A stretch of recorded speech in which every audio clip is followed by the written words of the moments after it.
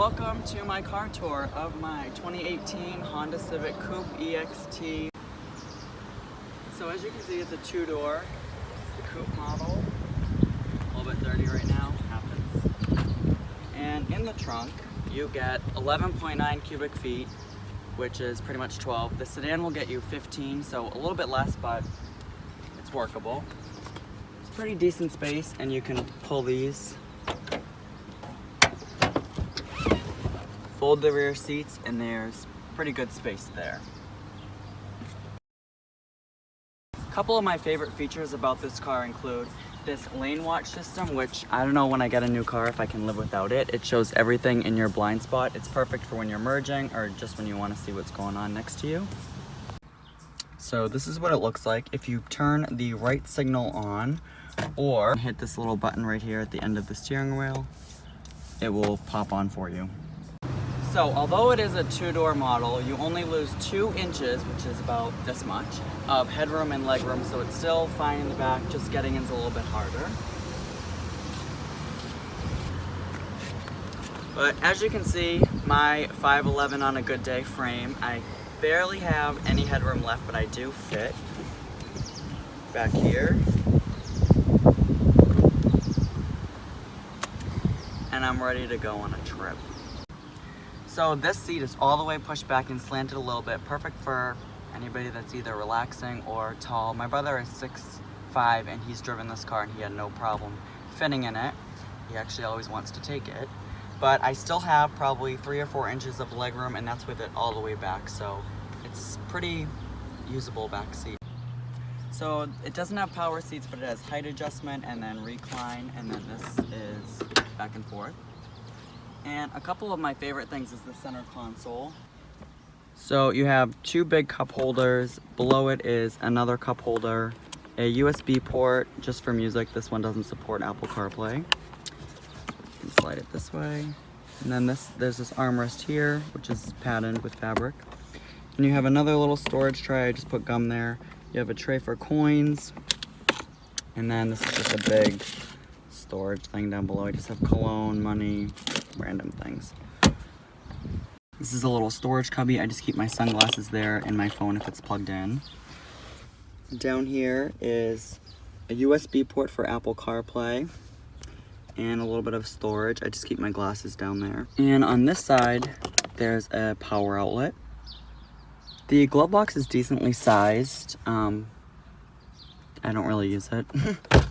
One thing that I don't really like about this car is that if you want to use the climate system, besides changing the temperature or turning it on and off, if you want to change the fan speed or put on the AC, you have to click the climate button and then go through here. So these are the fans, AC on or off, and then these are the different zones. And then here is the temperature. It is a dual zone system, so that's nice. But I just dislike how things are combined. Either have it all on here or have it all here. But when I start the car and I want to put on the AC, it just takes a couple of extra seconds. So that can be annoying. Another annoying thing is that there's no volume knob. So to turn up and down the volume, you can slide, but it ends up touching other buttons. Or you can try and tap up and down, but it doesn't really work that well, especially if you're moving. And all my friends always reach for this, and my heat is either all the way up or it gets really cold, and I'm like, why is that? And then I realize my friends are trying to do the volume. You can use this, but this as well, you either tap each end of the button or you can swipe it. This is much easier for me, but it just can be frustrating when you have passengers and they're trying to do the volume. It also does have heated seats with 3 level stages for both the driver and the passenger. So there's a good variety there. Some seat heaters are either too much or not enough, and I think this is perfect. And I like that both passengers get to pick which one that they want. A cool thing about this car is that it has all these different settings that you can go through. So this one will show your average miles per gallon, which mine is 40. I just filled up the car. As you can see, it's full. And I have 467 miles till empty, so that's a pretty good range if you ask me. It's 79 degrees right now, and it shows the time. You can flip through different trip computers. You can show your turbo boost gauge, maintenance, just got an oil change, my first one, music if you have any on, your phone, texts, and then this is information. And this is just, the car's not running, so it's just telling me how to do it, but I know that. Down here is the shifter. You have brake hold function, which is pretty nice. It'll hold you at a red light. You don't have to hold the brake. And it's also good for people learning how to drive stick because it will hold you on a hill so that you won't roll back. The parking brake, and then the econ button. The left of the steering wheel is traction control off, and that's the only button that you have. Below that is the hood, and then right on the door is another cup holder, which is a good size and a little bit more storage.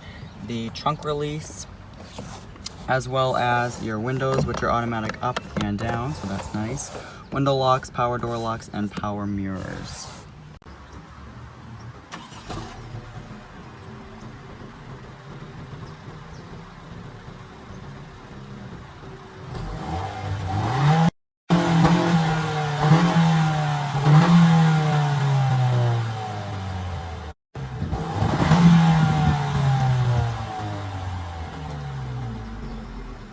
No.